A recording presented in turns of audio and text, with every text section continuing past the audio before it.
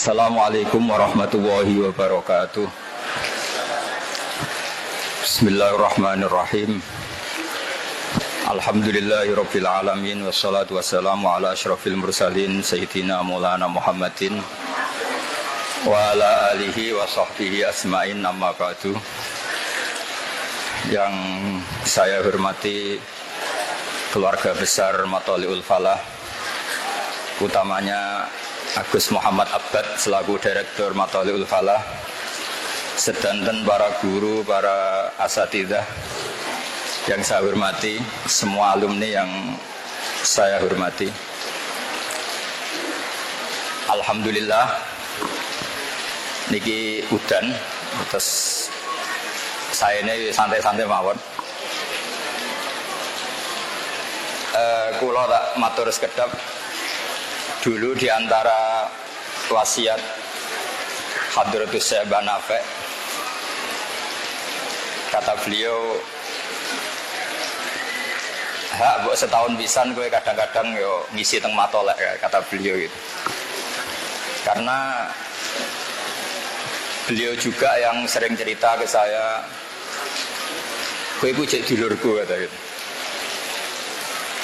Karena memang saya ini cucu kandung dari buyut saya, namanya Hafsah. Hafsah itu orang Damaran Kudus. Hafsah itu punya abah namanya Maksum. Maksum itu bin Soleh. Soleh itu bin Asnawi Sepuh. Garwane Mbak Asnawi Sepuh niku dipanggil Raden Ayu. Niku putrinipun Mbah Jiroh, dugi Mbah Godek, dugi Mbah Mutamakin. Terus pulau niku senajan to lewat jalur putri niku nggih dzuriyah mriki, tapi muter yen teng Kudus. Terus Mbah Hafsah gak ada putri namanya Sofiyah niku buyut kula. Gak ada adik Badiah niku ibu-ibu Mbah Sahal. Terus gak ada adik-adik malih Mbah Mukhid niku sing wonten wau kula kepanggih Mbah Nis.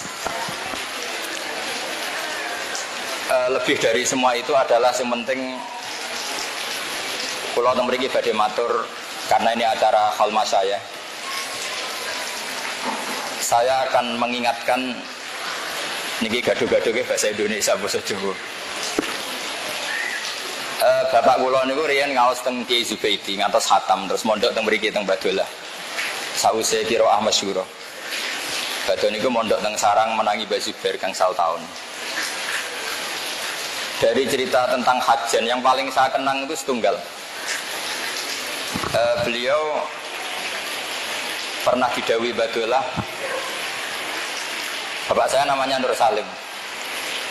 Nur dhisik iku ana wali salat tuh nganti 1000 rakaat. Jadi ini kesempatan jenengan daftar di wali ini kudu nate salat 1000 rakaat. Mungkin sing ACC kula, KPU-ne kula. Nanti registrasinya teng Gus Abbad, Gus Muhammad Abbad.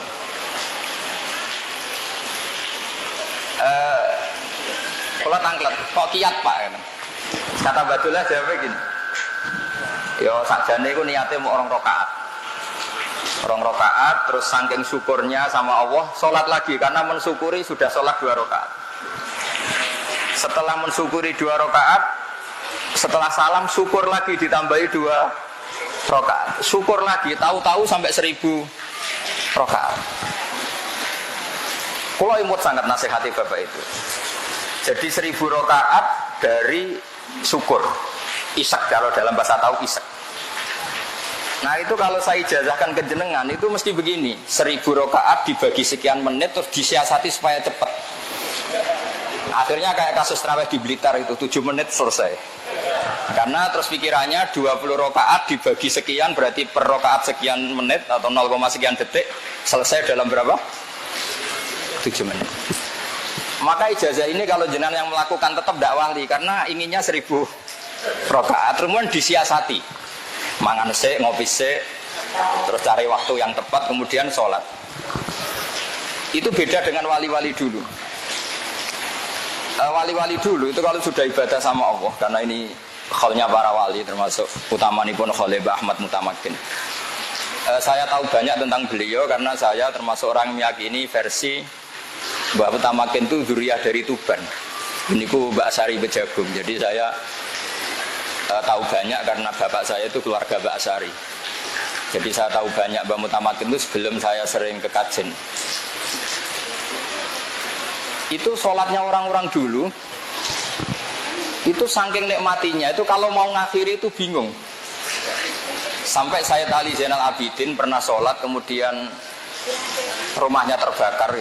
Sampai saking ekstrimnya itu, ada kayu gitu, kayu balok itu jatuh ke beliau. Itu ya tetap asik diteruskan sholat. Ketika ditanya, apa engkau gak merasakan itu? Kata beliau, saya sibuk menghadap Allah sehingga saya tidak terasa kalau sedang ada kebakaran.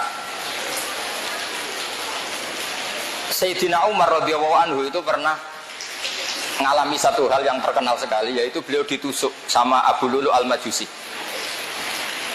Alat yang dipakai nusuk itu kira-kira ya seperti pedang tapi bermata kayak pancing. Jadi kalau sudah masuk, nariknya susah. Setiap dicoba ditarik itu sakitnya minta ampun. Tapi apa kata Sayyidina Umar? Gampang katanya. Nanti tarik ketika saya sholat. Beliau sholat sudah itu ditarik itu lam yataharrak. Dia tidak gerak sama sekali karena tidak terasa. Nah, jenengan kita semua ini sholat cokot nyamuk saja gegernya enggak. Jadi untuk daftar wali kayaknya kita masih jauh. Tapi ini pemanasan daftar apa? Wali. Karena saya juga sudah daftar, tapi ya belum tahu ini sudah masuk belum, tidak tahu saya. Tapi kita boleh GR, syukuran dulu. Menang kalah sementing syukuran dulu. Jadi ini mas Nadim yang semangat. Ya, jadi menang kalah syukuran dulu. Kenapa saya cerita bab wali? Nanti insya Allah saya akan membawa dua tema, yaitu Kitabul Wilayah dan Wilayatul Fikhi. Karena kita tahu kajian dulu, mulai dulu, ya banyak yang ahli fikih, juga banyak yang masyhur bil wilayah. Dan saya termasuk orang yang diuntungkan lewat dua masyrab besar ini. Yang perlu diketahui begini, sebetulnya wali-wali dulu jadi wali itu tidak harus wiridannya banyak atau ibadahnya banyak, enggak. Tapi karena rasa, daud. Abu Yazid Al-Bustami itu pernah punya murid, itu min ahlil ibadah. Dia tidak puasa. Kalau malam mesti jungkung. Setelah melakukan itu 40 tahun, tanya sama Abu Yazid, apa saya sudah wali? Kata Abu Yazid, belum. Kok bisa ya? Saya memang belum mengalami kasuf, kata muridnya tadi. Kok ditanya, kenapa kok begitu? Kalau kamu mau saya ijazahi, nanti setelah itu pasti jadi wali. Terus, ya guru. Padahal ini ngajinya 40 tahun, nggak pernah nggak puasa, nggak pernah nggak qiyamul lail. Setelah dijazahi kata gurunya gini, tapi kamu tidak akan kuat katanya. Berapa? Satu saja, tapi kamu tidak akan kuat katanya. Ya cobalah guru, nanti saya coba. Terus kata si Abu Yazid gini, lucu ijazahnya. Kamu ke pasar, rambut kamu potong gundul ke pasar, kemudian kamu bawa beberapa makanan, terus perlombakan ke anak-anak kecil, siapa yang bisa banting kamu dikasih hadiah. Padahal dia besar, makanya terus si murid tadi bilang subhanallah. Abu Yazid malah marah.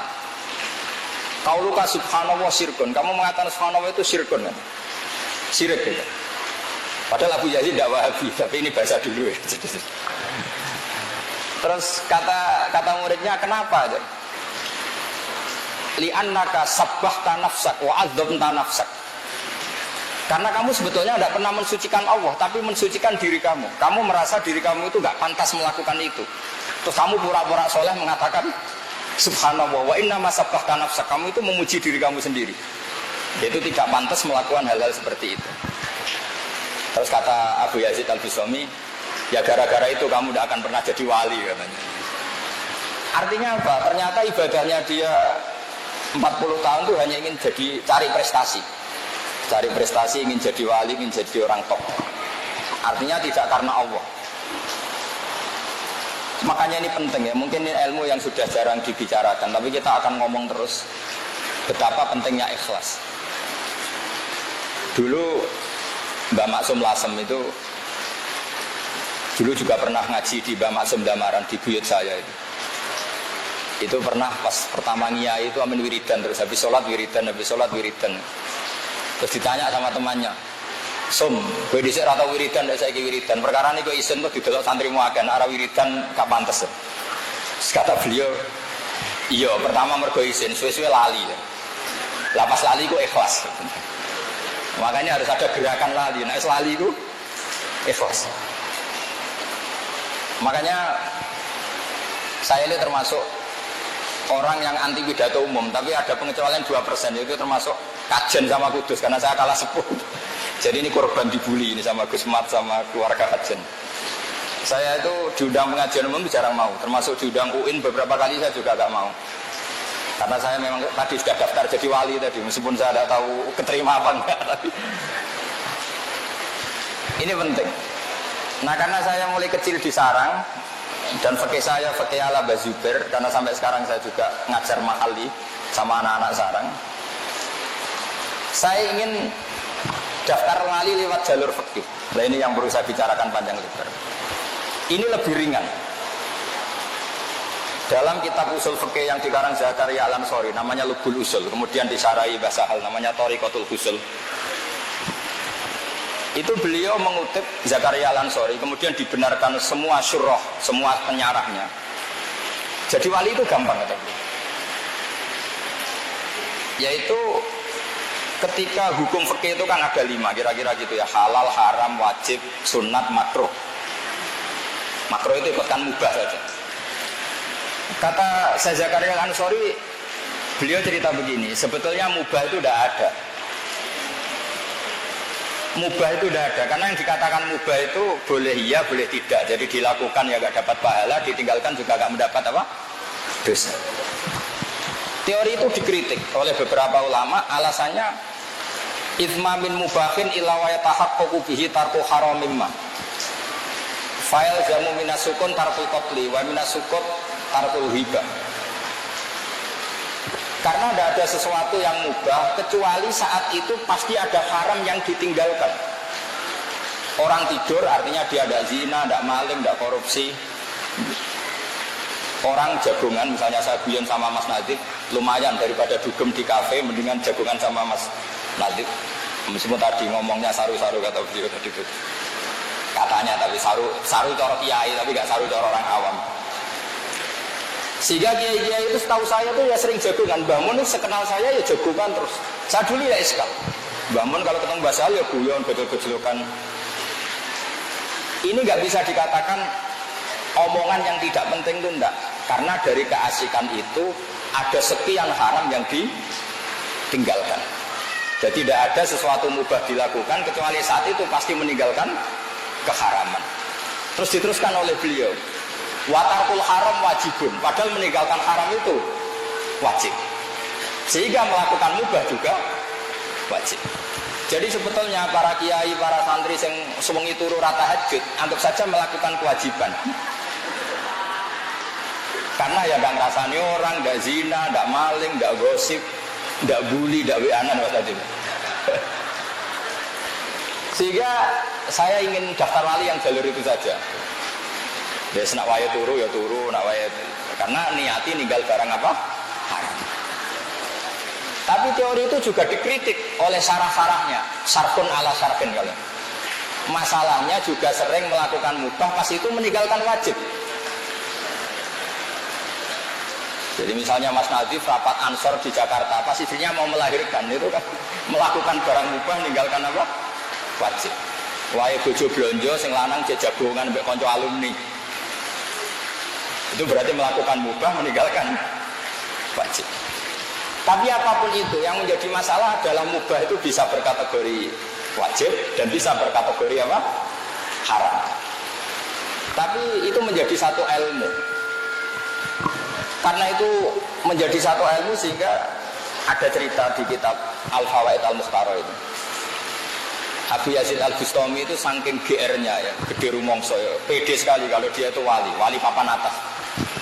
Terus tanya sama Allah, ya Allah, lalu yang setingkat saya itu siapa kan? Sama Allah ditunjukkan, ini lewat hadis, sama enggak usah tanya caranya gimana, Wahabi udah zaman kalau tanya gitu. Kata Allah, gitu loh, teman kamu yang tidur itu. Itu setingkat kamu makomnya. Abu Yazid protes, kenapa ya Allah? Kowe kakean ibadah itu nganggep aku itu koyok polisi lah. Jadi nak orang ibadah itu kantor rahmatku.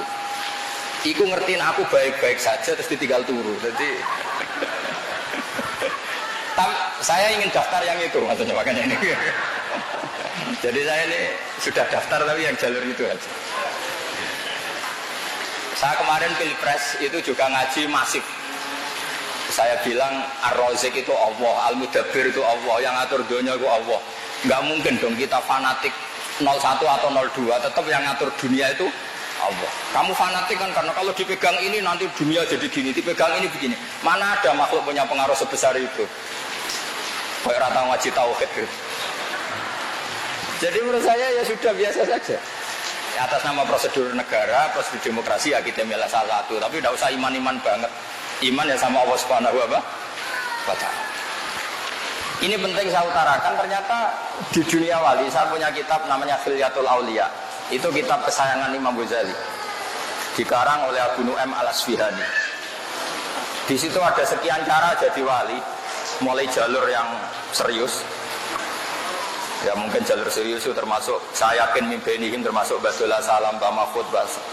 Ada yang jalur yang agak nggak serius, itu mungkin jalur saya dan saya daftar di sini aja yang itu diantaranya ada cerita gini. Imam Syafi'i itu sebetulnya alimnya itu ketika ngaji Sufyan bin Uyainah. Jadi Imam Syafi'i itu punya guru itu 5 yang terkenal. Itu pertama ngaji sama Muslim bin Khalid Az-Zanji. Terus beliau ngaji sama Sufyan bin Uyainah, ngaji sama Sufyan As-Sawri. Tapi kenapa yang terkenal itu guru beliau itu hanya Imam siapa? Malik. Setelah ngaji Imam Malik, dia ngaji lagi di Irak sama Muhammad bin Hasan Asy-Syaibani, muridnya Abu Hanifah. Sufyan bin Uyainah itu termasuk orang yang menceritakan, padahal orangnya khusyuk. Sufyan bin Uyainah itu orangnya khusyuk. Dia pernah cerita, Nabi yang segenerasi, sezaman itu hanya 3. Kita tahu ada Nabi Lut dan Nabi siapa? Ibrahim. Tapi nggak level, karena Nabi Lut itu pernah keponakan sama Nabi Ibrahim. Seangkatan tapi nggak level. Sehingga nggak mungkin lah kalau ijtihadnya imbang itu nggak mungkin. Jadi yang satu muttabi, yang satu muttabak kira-kira gitu. Terus ada Musa dan Harun. Ini Harun juga nggak mungkin melawan Musa karena dia jadi nabi itu atas proposalnya Nabi Musa. Sebenarnya Harun itu udah pakat nabi, tapi karena Nabi Musa itu alsat, pelat, beliau matur ke pangeran, Gusti saya ini pelat, harus ada jubir. Jadi bukan Mbak Lim kok yang punya jubir, dulu Nabi Musa juga punya jubir. Rabbi shrah li sadri wa yassir li amri wahlul 'uqdatam min lisani yafqahu qawli waj'alni waziram min ahli Haruna akhi. Ada sebagian ayat yang lebih jelas. Wa akhi Harun huwa afsahu minni lisanan fa arsilhu ma yarid ayusaddiquni. Gusti saya ini pelat. Sehingga kalau saya jadi nabi nanti kalau nalkin orang bingung mayitnya kira-kira gitu. Saya pernah didatangi seorang kiai top. Dia pas stroke, pas agak darah tinggi disuruh nalkin. Pertama dia mau menyenangkan sohibul musibah, dia mau. Terus tak, dan jenengan nalkin piye jenengan pelat kabeh. Kok mayite bingung. Sudah pelo terus. Bagus kalau donga mawon sakake mayite. Singkat cerita Nabi Musa dan Harun itu seangkatan, tapi Nabi Musa nggak mungkin dilawan Nabi Harun karena jadinya Nabi Harun itu karena proposal Nabi siapa? Musa. Ya kira-kira kalau Mas Nadif jadi menteri proposalnya Ma'ruf Amin kira-kira gitu. Enggak mau dia. Mau jadi wali aja. Ya jadi nanti tak daftarkan gitu. Tapi yang lewat tadi amatir saja yang siap yang amatir aja. Dulu itu lawan debat saya. Dulu kalau musyawarah fikih, kajian wakilnya dia, wakilnya sarang saya.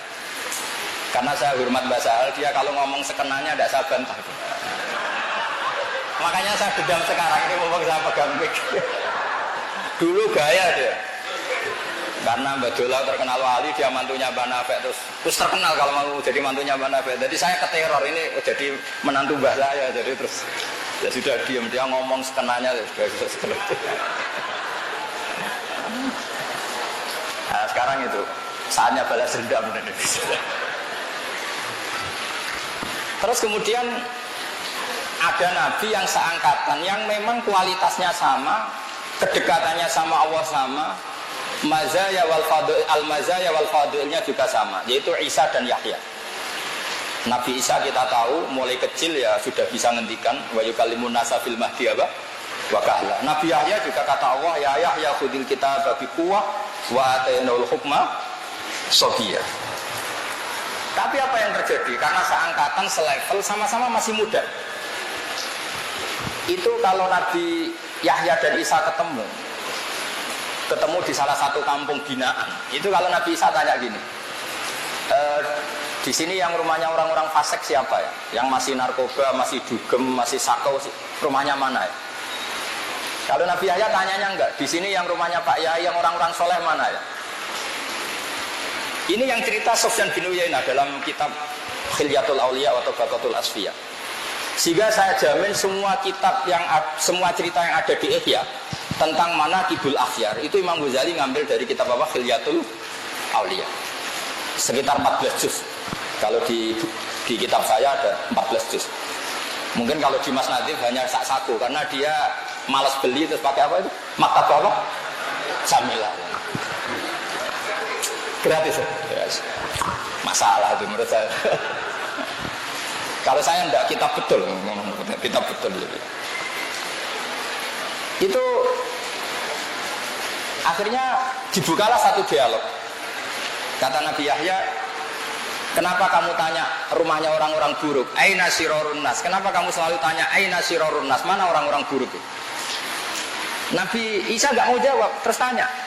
Lah kenapa juga kamu tanya aina khiyarun nas? Di mana rumahnya orang-orang baik? Nabi Yahya jawab, ya enaklah ketemu orang-orang baik, gitu, nyaman, terus barokah, ya pokoknya enaklah ketemu orang-orang soleh itu enak. Sama jawabannya Nabi Isa, ana nabiyun bimanzilatit tabib udawil mardo. Jenenge nabi kayak dokter ndinggon golek daerah endemik penyakit. Dokter kok golek wong waras apa-apanan gitu. Ya kira-kira seperti itu. Makanya terus di NU banyak kiai jadab ya payu gitu kira-kira gitu.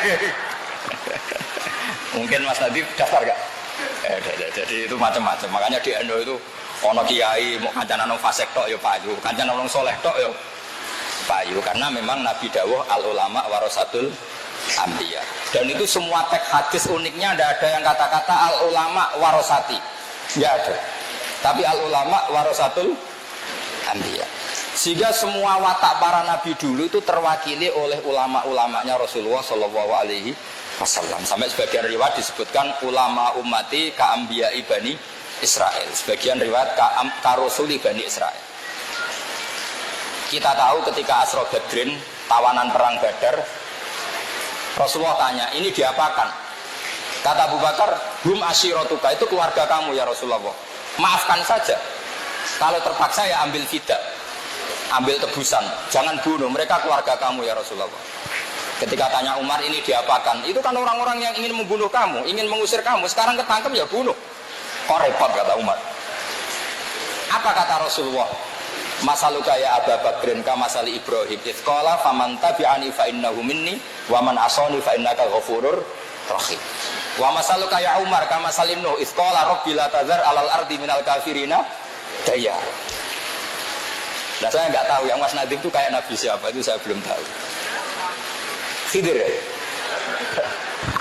Apa Nabi Daniel? Jadi ini penting saya ceritakan supaya mana hijud dakwah. Nabi yang jadi raja juga banyak, Nabi Dawud, Nabi Sulaiman. Jadi kalau ada kiai jadi wakil presiden ya tidak aneh gitu. Ya biasa saja itu. Nabi yang nggak suka uang, yang nggak ulama yang nggak suka uang juga nggak punya uang dulu ya banyak. Terus yang nggak jelas ya agak kaya, agak miskin ya banyak. Yang istrinya banyak ya nggak bisa diteruskan, sensitif gitu wilayahnya. Tapi yang penting saya utarakan di sini adalah khazanah ini tidak boleh hilang. Sehingga ketika Nabi Isa bilang ana nabiyun biman zilatit tabib udawil mardo, kita tahu zaman kita ngaji mardo itu jamaknya marid, karena masyhur itu kan fa'la liwasfin qatilin wazamin, jadi maridin mardo halikin halka. Sehingga itu jadi manhaj besar. Saya punya kitab namanya Hayatus Sahabah. Di situ hanya ada cerita justru saat Nabi membina orang-orang fasik. Termasuk ini cerita di Hayatus Sahabah. Nabi pernah duduk di depan itu. Nabi itu dahar. Nabi itu unik. Kalau dahar memang dipertontonkan ke orang banyak. Dan daharnya itu tidak priayi. Cara ukuran priayi Arab itu tidak priayi. Ketika ada mumisah liwat, nggak usah diterjemah mumisah itu apa, karena ya sudahlah kira-kira sendiri maknanya. Muradisnya itu bahiyah. Kalau terjemahan Indonesia tidak tahu saya. Pokoknya mumisah itu ya mumisah itu bahiyah. Dulu kalau zaman Pak Harmoko bahasanya bagus, wanita harapan. Ya dulu kan pernah mau diperhalus dengan ketika lewat dikomentari gini, orang gitu kok ngaku nabi, yakulu kama yakulul abdu, dia makan nggak priayi kayak budak. Tapi apa kata Rasulullah? Oh iya, saya memang budak terbaik kan. Tentu maksudnya nabi itu budaknya Allah. Lalu salah saya apa lagi? Ya salah lah, makan nggak tawa-tawa gitu. Terus kata Nabi, ini ada di kitab Hayatus Sahabah di juz 1. Tapi di Maktabah Samilah ada juznya ya. Repot. Terus kata Nabi, ya sini silahkan makan, tak kasih. Oh enggak saya maunya yang sudah kamu kunyah. Maunya yang sudah kamu kunyah. Sama Nabi dikasih, yang sudah dikunyah dikasih. Ya sudah ini makanan. Itu barokahnya riku Rasulillah. Di kitab itu disebut falam tarsfus ba'dahu abadan. Setelah peristiwa ini dia tidak lagi melakukan rofas. Ya rofas gak usah diterjemah lagi. Padanannya itu kata bahasa Arab az-zina. Falam tarsfus ba'dahu abadan atau ba'daha abadan. Ba'dahil waqi'ah abadan. Jadi di situ di Hayatus Sahabah itu banyak cerita Nabi membina orang-orang fasik. Termasuk ada seorang pemuda yang hipersek. Ya Rasulullah, saya ini orang Arab, saya ini hiper. Saya mau masuk Islam syaratnya diberi izin zina. Karena itu gak mungkin, terus geger sahabat. Ketika Nabi dengar ada geger-geger, tanya itu ada apa?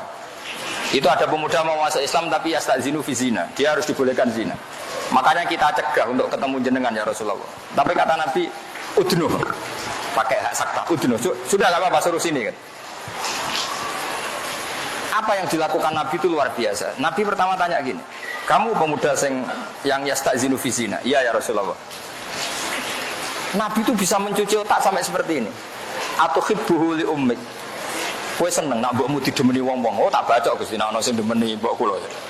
Karena kelebihannya preman itu kan biasanya itu harga dirinya tinggi. Kowe seneng nak anakmu dadi demenane wong. Wah ya ndak seneng ya Rasulullah. Atuhibbuhu li ummik, atuhibbuhu li bintik, atuhibbuhu li ammatik, atuhibbuhu li kholatik. Sama Nabi dibuli. Kamu bisa bayangkan ibu kamu di sini orang? Ya tidak bisa ya Rasulullah. Anak kamu, putri kamu tidak bisa. Bule kamu, bude kamu tidak bisa ya Rasulullah. Sampai dikejar gitu sama Rasulullah, ditatar begitu. Terus bilang gini, ya Rasulullah, tidak ada sesuatu yang saya benci kayak zina. Benar-benar biadab memang zina. Itu hebatnya Rasulullah. Jadi kalau didik itu ringan. Dulu ketika Nabi pertama datang di Medina, itu orang Madinah itu abkhasun nasi kailan. Orang yang paling nggak jujur ketika jual beli. Tapi ketika Nabi datang, kemudian Nabi bikin satu logika fikih yang luar biasa. Yaitu dulu orang Madinah diantaranya itu kalau mau menjual kurma ya, kalau di Indonesia mungkin bajangan itu pelem. Masih pentil sudah dijual, misalnya 2 juta. Padahal pentil tadi kan belum ada nilainya.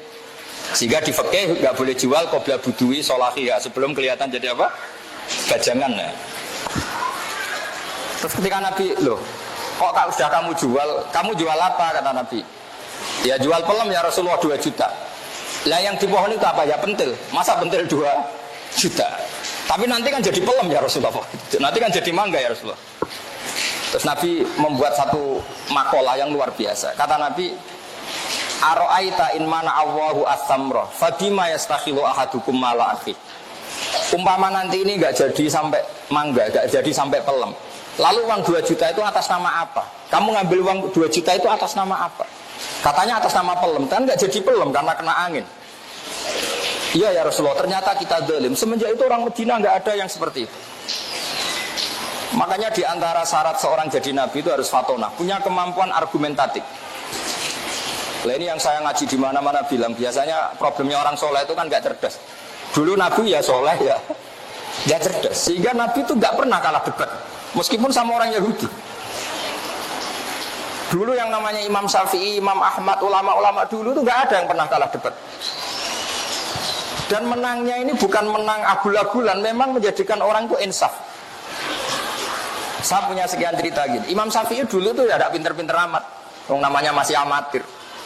Itu dulu namanya kaya itu mangkelnya bukan main, karena harta itu halal wa hisab wa haramuha iqab. Sehingga dia pengagum kiai miskin. Seneng jeneng kiai melarat tuh seneng. Marhaban orang bebas hisab, bebas hisab. Kalau kita kan melarat asli bukan pilihan. Jadi melarat itu ada yang diinginkan karena takut hisab, ada yang asli. Saya tidak tahu yang kena hisab itu yang asli apa yang enggak tahu saya. Singkat cerita, Sufyan Ats-Tsauri itu kiainya miskin. Sufyan bin Uyainah juga. Ketika ngaji di Imam Malik itu babutnya itu kalau diinjak itu mata kakinya tidak kelihatan, saking empuknya babutnya Imam. Terus kalau ngaji dia di kursi tinggi, gaya lah pokoknya Imam Malik. Imam Syafi'i mulai mikir, iki wong alim kok dunyane akeh. Terus murid dulu itu lucu. Jadi kalau habis ngaji bilang gini, Pak Guru, sudah cukup ini, sudah kamu sudah alim. Masih ada yang alim kayak jenengan? Oh, no, tapi mati jari Imam Malik. Siapa? Abu Hanifah. Lalu saya gimana? Kamu temui muridnya yang alimnya setingkat Abu Hanifah, namanya Muhammad bin Hasan Asy-Syaibani. Lalu saya berangkat kapan? Besok kata Imam Malik. Diajak digandeng ke mana itu makamnya Nabi itu, yang dekat makam sahabat itu, ke Baqi. Dulu Baqi itu pasar rental dulu ya, ada rental tapi rental onta. Imam Malik umumkan, mana kafilah yang mau ke Irak? Mau saya sewa? Saya Imam Malik. Itu dikasih uang sampai Imam Malik, dikasih uang, dikasih bekal. Terus saya, kata Imam Syafi'i, hamalani sulrotan fi hadananir. Pernah saya hitung sekitar hampir 50 juta lebih.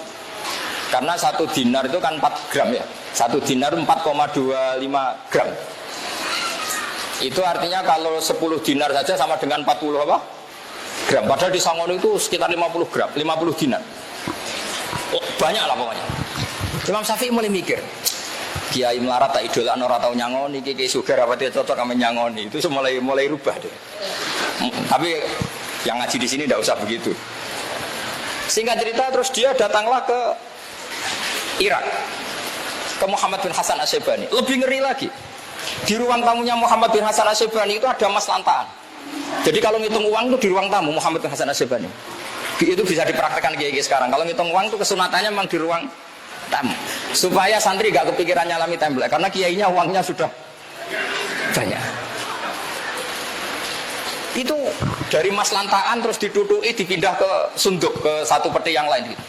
Imam Syafi'i mulai ngeper, waduh, saya melihat kayaknya Imam Malik sudah aneh, ini lebih aneh lagi ya.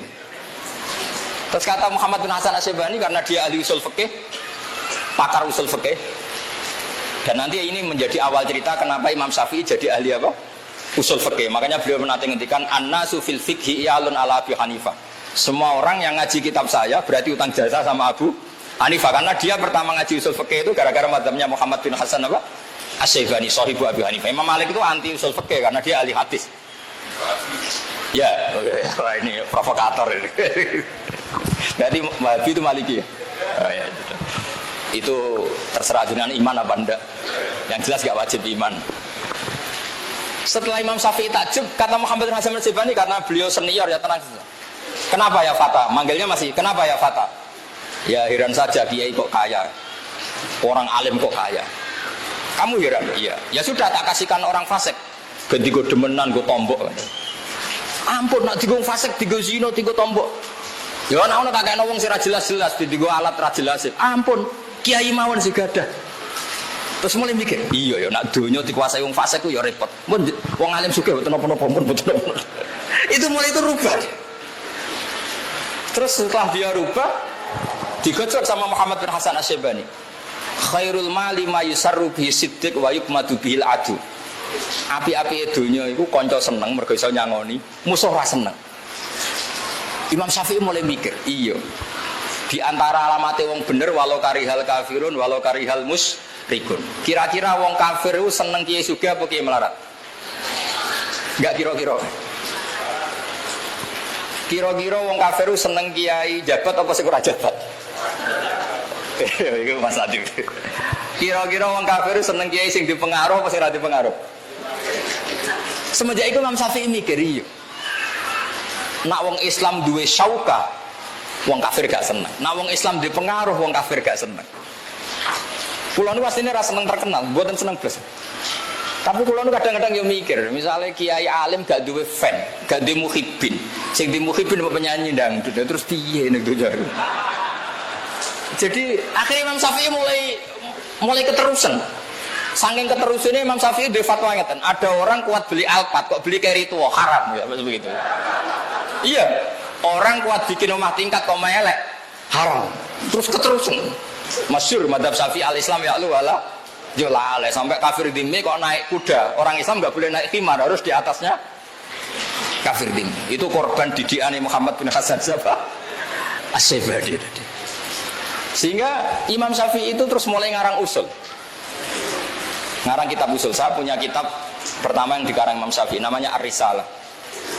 Saya punya kitab Al-Um.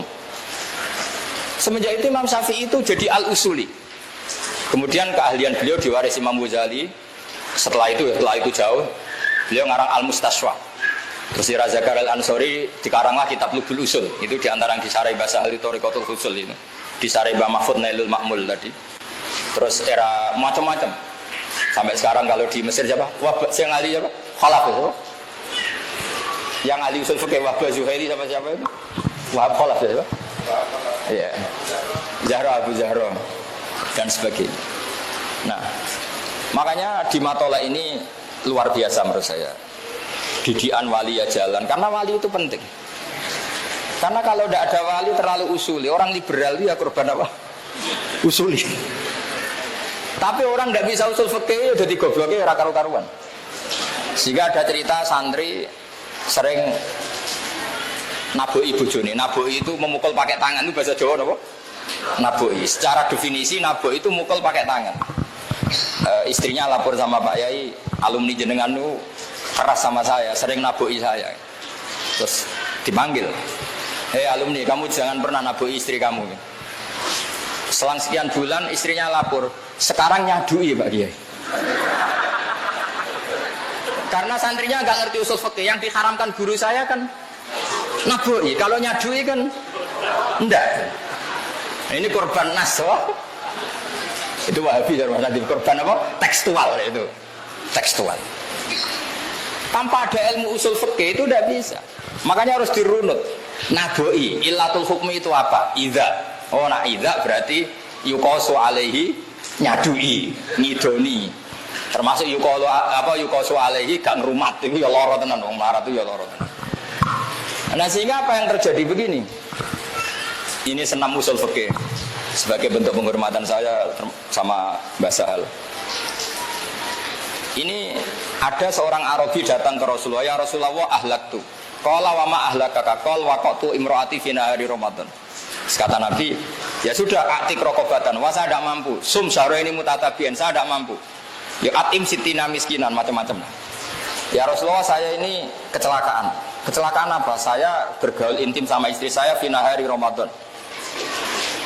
Terus kata Nabi, ya sudah kamu harus bayar kafarah, yaitu merdekakan budak atau puasa 2 bulan berturut-turut. Terus kata pemuda tadi, ya Rasulullah puasa 2 bulan, kemarin baru 5 hari aja kecelakaan gitu, malah disuruh puasa berapa? 2 bulan. Nah ini problem usul fikihnya begini.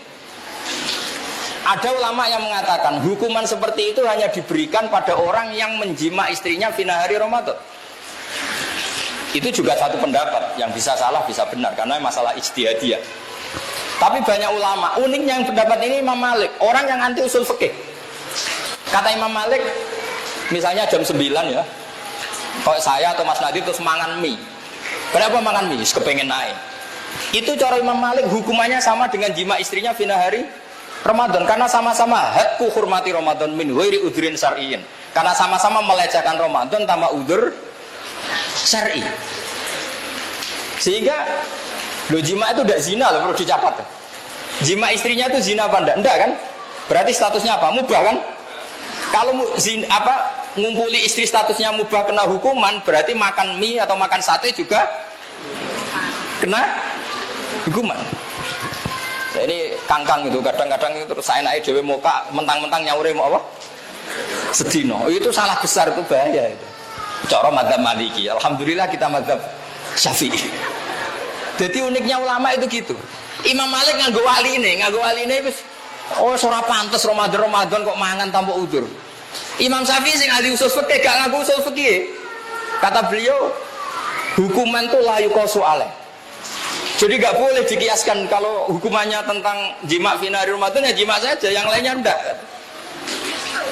Tapi cara sampean jadi malaikat sing jaga ketertiban puasa.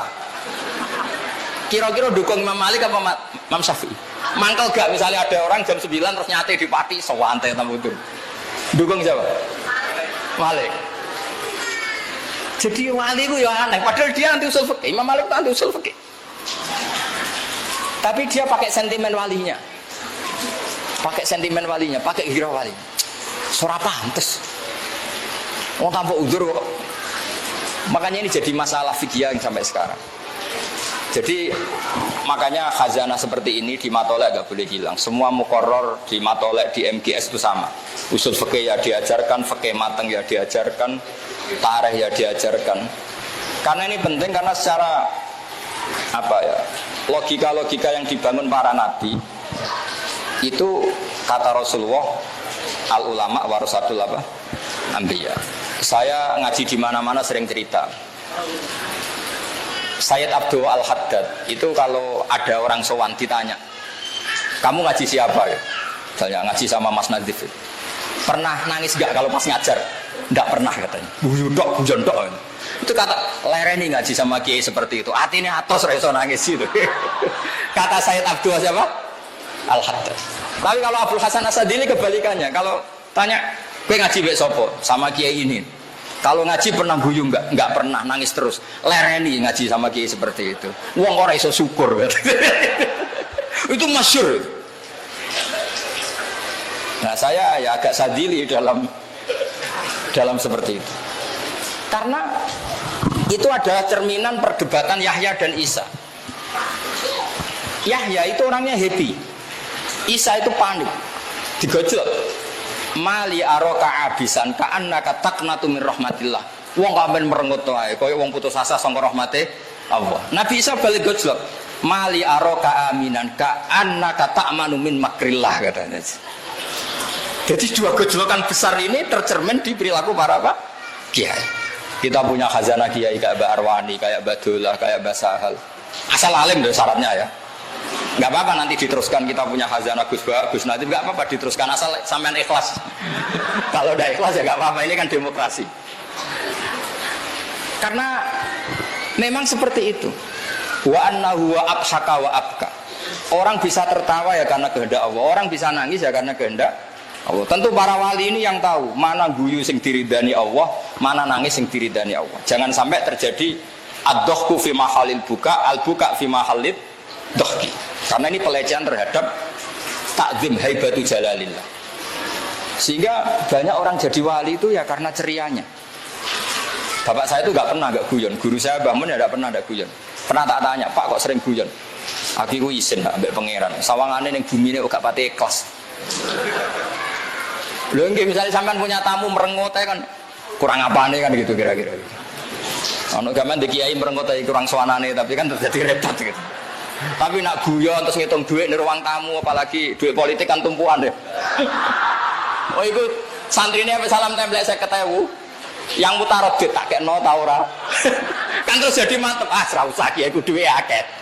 Lah itu madzhab siapa? Muhammad bin Hasan Asy-Syaibani. Itu bisa ditiru. Jadi dia kalau ngitung emas, dulu uang itu kan pakai dinar, itu di kamar, di ruang apa? Tamu. Ini penting saya utarakan sehingga kalau ada kiai-kiai yang suka syauka, suka pangkat, anggap saja semoga masuk walau karihal kafirun, walau karihal apa? Mujrim. Sayyid Qutb itu termasuk diantaranya ikut ikhwan dulu sebabnya itu ketika dia kuliah itu di barat Dia menyaksikan ketika meninggalnya Presiden Ikhwan Hasan Al-Banna itu gereja-gereja itu udah seneng. Terus dia berpikir alamatnya wong apik itu nak pas mati itu disenengi wong apa? Kafir. Berarti hidupnya beliau itu karihal kafirun. Terus dia mulai tertarik. Meskipun saya tidak nyarankan sama ikut Ikhwan, saya sendiri juga gak setuju. Mau cerita saja, cerita. Jadi dulu itu makanya terus ini penting saya utarakan. Kalau mau daftar wali itu tolong keseimbangan fikih dijaga. Sekarang banyak orang daftar wali tapi tanpa keseimbangan apa? Fikih. Kenangan saya sama Mbah Sahal sebelum beliau wafat qabla sanaten min wafati itu saya sering ketemu beliau, sering sowan karena beliau memang sepupu mbah saya. Pernah bilang gini sama saya, "Hak, umpama pantes pondok-pondok itu tak sertifikat." Ini kata beliau. Kok sakit, Mbah? Ya anggere pondok-pondok sing kene gondrong ra iso ngaji jare diulang kali Joko yo NU. Terus terkenal wali sing mulang langsung kali Joko duwe unta kusuma yo NU. Engko kadang yo rapati salat iku ya afiliasine NU. Ape tak sertifikat. Angger gak mulang takrib ora kiai kata beliau gitu. Aku bilang gini loh, jenengan kan Rais Am kan tinggal bikin pelaturan. Aku kiai ra pantes kata beliau gitu. Artinya gini, resiko tradisi NU itu kan macam-macam. Kata Mbak Mun gini, kalau kata Mbak Mun lebih ekstrim lagi. Wali ku ra iso ngaji ora, wali ngono-ngono iku ra iso ngaji. Dadi nak bodoni konangan. Ini kata Mbak Mun. Kok saged ya? Lah iya. Jumatan ning Indonesia setengah siji ditakoki, "Mbah kok ora Jumatan?" Aku wis Jumatan ning Mekah. Ada kata wis. Jumatan ning Mekah. Lah setengah siji ning Mekah jek setengah 10. Sudah sejak turu kira-kira. Jadi ku wali amatir, bodoni tapi ra ilmiah. Lah yo setengah siji bar Jumatan takoki, "Mbah kok mboten Jumatan, Mbah?" Aku wis Jumatan ning Mekah, Dong. Kata-katane wis. Kira-kira setengah siji di Mekah jam berapa? Setengah 8 ya? Iku sudah sejak ngantuk. Tapi dia bilang, wis.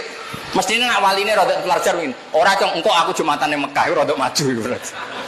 Tapi wis kadung keliru munine wis. Mungkin enggak setengah 1 wis Jumatan ning Mekah?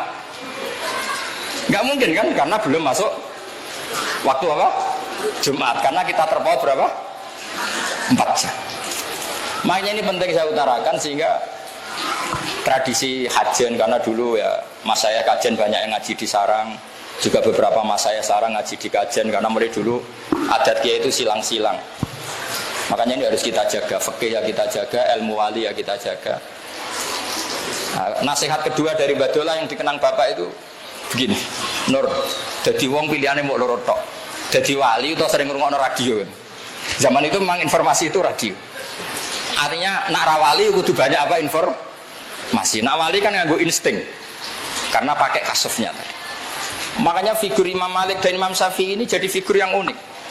Imam Syafi'i itu usuli, tapi kadang lebih usuli Imam Malik. Kayak tadi masalah hadku hormati Ramadan. Sampai nggak bisa bilang gini, wajar Gus dihukum seperti itu karena jima itu seru, maka hukumannya berat. Loh ini jima istrinya statusnya kan mubah. Mubah apa enggak?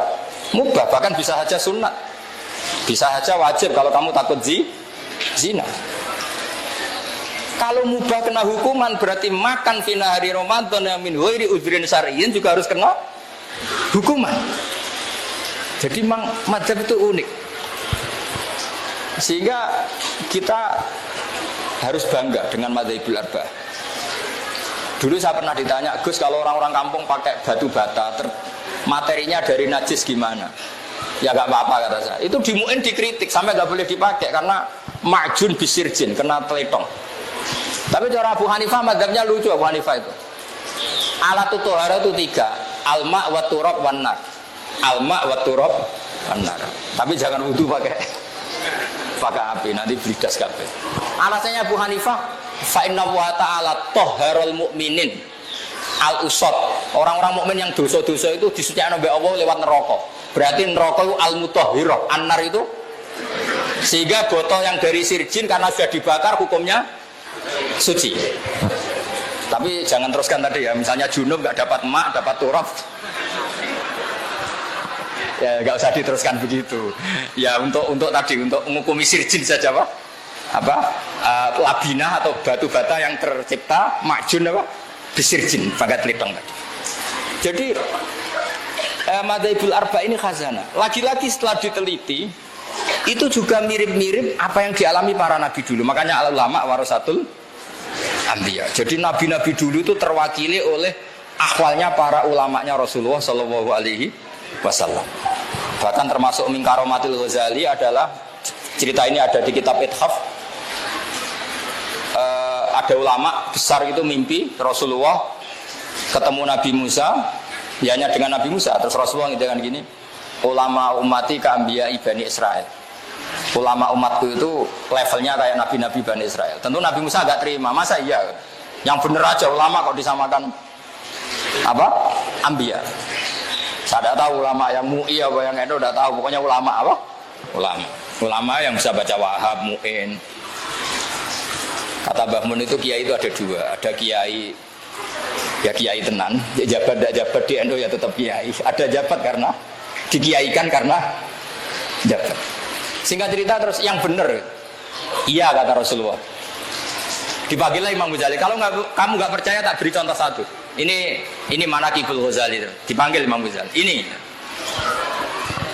Nabi Musa kenalan. Kamu siapa namanya? Imam Ghazali ya jawabnya. Ana Muhammad bin Muhammad bin Muhammad Al Ghazali Atusi Asyafi. Namanya beliau kan Muhammadnya tiga. Ana Muhammad bin Muhammad bin Muhammad Al Ghazali Atusi Asyafi. Saya Muhammad bin Muhammad bin Muhammad Al Ghazali Asyafi Atusi. Terus kata Musa kecangkeman ya. Ditakoki jenenge panjang kan. Tapi kata Imam Ghazali, ya mendingan saya lah ditakoki jenengan makhluk jamnya saya panjang, lebih parah lagi jenengan. Kenapa? Sing takok pangeran kok jawabnya kepanjangan. Apa itu? Wa ma tilka biyaminika ya Musa. Sing mbok gawa tangan-tangan niku apa? Qala ya ya atawakkau 'alaiha wa husyu biha ala ghanami wa liya fiha ma'ribu ukhra. Niku ora sopan. Wong sing takok ya alam sirra wa akhfa kok jawabnya kepanjangan. Terus kata Nabi Musa, oke ya Rasulullah, ya yes, ngono lah gitu. Iya, pancen ulama pinter kira-kira gitu. Terus, karena tadi jawab Imam Ghazali, ana Muhammad bin Muhammad Al Ghazali Atusi Asy-Syafi'i Mas. Ditakoki jeneng kok jawabnya kepanjangan. Ya lumayan kula timbang jenengan. Kok iso ya? Ketika Allah tanya jenengan, wa ma tilka biyaminika? Ya seharusnya kan jawab tongkat Gusti. Tapi jawabnya kan qala ya ya atawakkau 'alaiha wa ahusyu biha ala ghanami wa liya fiha ma'aribu ukhra. Semenjak itu Nabi Musa oke lah ngaku.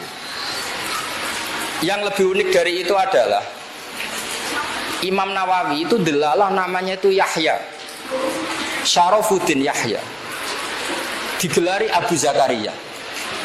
Kudelalah ya ulama mulai cilik alim ya delalah rabi. Bukan karena gak payu, memang ditakdir gak rabi. Artinya mirip Nabi Yahya. Nabi Yahya itu kan ya alim mulai cilik di boten rabi. Umurnya genom kapundut, Imam Nawawi genom kapundut. Imam Nawawi kapundut 44. Makanya sedekah Rasulullah ketika ngendikan al ulama warasatul anbiya. Ini penting saya utarakan. Kemudian mungkin ini saya tidak bisa lama-lama selain sungkan ya, wedi ilmu nentek macam-macam lah. Yang jelas kalau buatan biasa aja sambutan lama-lama itu. Yang terakhir mungkin saya mau cerita tentang metode tafsir karena ini ilmu yang saya tekuni. Saya mohon alumni-alumni di Matolek jangan bosan mengikuti manhajut tafsir. Karena kalau kita tidak nekuni, nanti orang lain yang ngambil. Di antara saya 2 April kemarin ketemu Pak Quraisy, beliau termasuk keluhannya banyak orang nafsirkan Quran padahal tidak ahlinya, maka Pak Baha harus mau tampil. Padahal saya termasuk orang yang suka humul, suka uzlah. Begini misalnya, ini metode yang mungkin gampang ya. Paling gampang menafsirkan Quran selain pakai perangkat tafsir Jalalain, tafsir Munir dan beberapa tafsir sing mudawan kayak Tobari, kayak Qurtubi. Pakailah tafsir ala wali.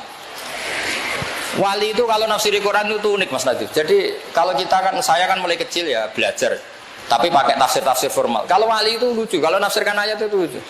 Jadi misalnya gini. Misalnya innama amwalukum wa auladukum fitnah gitu misalnya. Hartamu dan anak-anak kamu itu fitnah. Terus nangis. Nangis ya Allah nastaziduhu minha.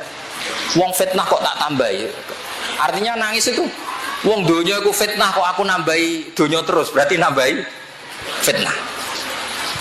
Terus ada wali yang lain lagi marat, maca ayat wa anfiqu mimma razaqnakum, nangis dia. Ya Allah cek melarati aku, jenengan perintah anfiqu kula kok yunfaku kira-kira gitu. Jadi wali itu lucu. Jadi kalau dia baca Quran itu unik. Makanya kata Imam Ghazali, fakan min muallifin tafasira katsira mujalladatin la yafhamul Quran mislama fahimahu ahlu. Banyak pengarang tafsir berjilid-jilid tapi tidak bisa memahami Quran kayak mahamnya wali. Wali itu unik. Abu Yazid Al-Bustami itu ketika muridnya baca wasiqal ladzina taqarrabahum ilal jannati zumara, nangis. Orang-orang baik itu digiring menuju surga. Dia nangis, nangis. Muridnya kan iskal, ini cerita surga kok dia nangis. Terus kata beliau, wah khaibah, wah hasrota, celaka betul orang itu. Ketika muridnya tanya, lho mbah niku tentang wong digiring teng swarga kok jenengan nangis. Lho nang ndi wae kok nganti digiring? Kluyuran nang ndi wae kok nganti digiring? Makanya kalau di kitab hikam itu ajiba rabbuka min qaumin yusaquna ilal jannah bis salasin. Wong dijak apik kok ngenteni bis salasil apa? Makanya enggak usah diterjemahin, ini kan alim semua harus gitu aja. Jadi kalau saya terjemah terus ini tahkir ya, makanya ini sering bahasa Arab saya. Terus muridnya ya rada kurang ngajar takok. Lah lalu jenengan teng pundi? Lho pas iku aku jejer pangeran dadi ra melok digiring-giring ngono iku. Terus dia baca innal muttaqina fi jannati wa nar fi maq'adi sidqin 'inda malikim muqtadir. Aku masih wis jejer digiring keluyuran ning diwae kok nganti. Jadi wali itu lucu. Dia enggak ngerti. Abu Yazid aku yakin dah, tau ngaji etkon ra ngarah. Pemenang ngaji kitab takbir, pemenang ngaji ning Solo gak arah, tahu kira-kira sudah kira-kira gitu. Suara tahu ngaji ya gitu kan. Dia tahu kursus ya. Tapi zauknya salim. Sehingga kitab hikam itu menafsirkan Quran nganggo jalur wali. Kita tahu hikam itu muridnya Abdul Abbas Al-Mursi, muridnya Abu Yazid apa?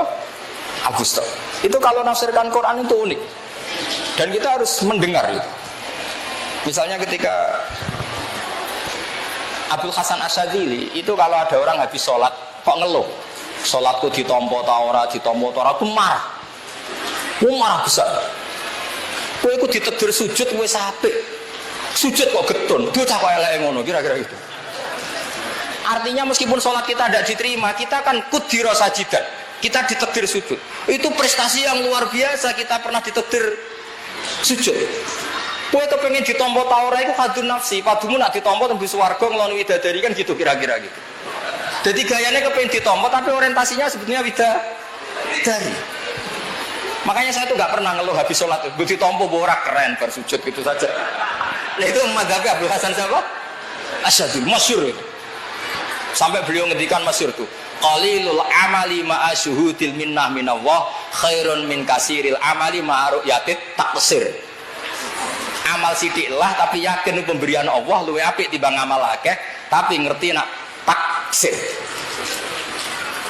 Tangan-tangannya bener Abdul Hasan Asyadzili coba. Tidak semua orang loh diberi rezeki Allah pernah sujud, pernah poso, pernah sholat, meskipun buat ditompo pengiran bora, tapi kan keren. Cara ketemu pengiran sebenarnya ini dunia tahu sujud, nanti lah Gusti. Tapi rata tompo pun buat tompo lah, penting nanti sujud be jenengan.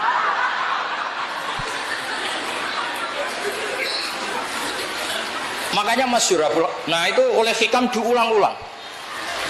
Kafal amilina jazaan an radhiyakalaka ahlan, diulang-ulang.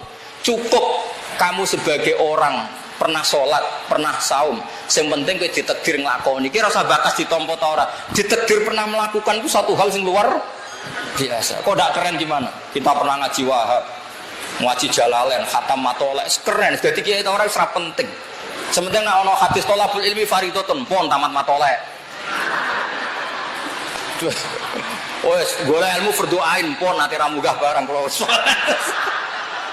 Tadi sokoke aman. Kula mulang nggih ngoten, kula ya ora roh ikhlas ta ora ya ora roh. Sementing nek ana hadis wong wajib mulang. Pun nate Gusti bolak-balik kula mulang.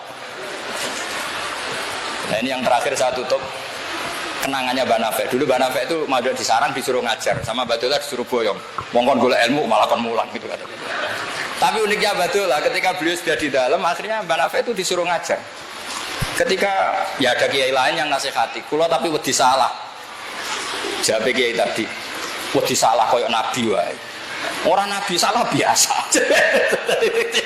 Ini penting. Jadi sebetulnya orang nggak mulang takut salah itu keangkuhan. Berarti dia ingin ila darujatin nubuwah. Mulane kalau mulang tuh putih pede salah Allah orang Nabi wae. Nah itu madhabnya Abdul Hasan apa? Asyadzili. Jadi ini penting sekali. Jadi ya sudah pokoknya seperti itu ya. Saya mohon maaf. Assalamualaikum warahmatullahi wabarakatuh.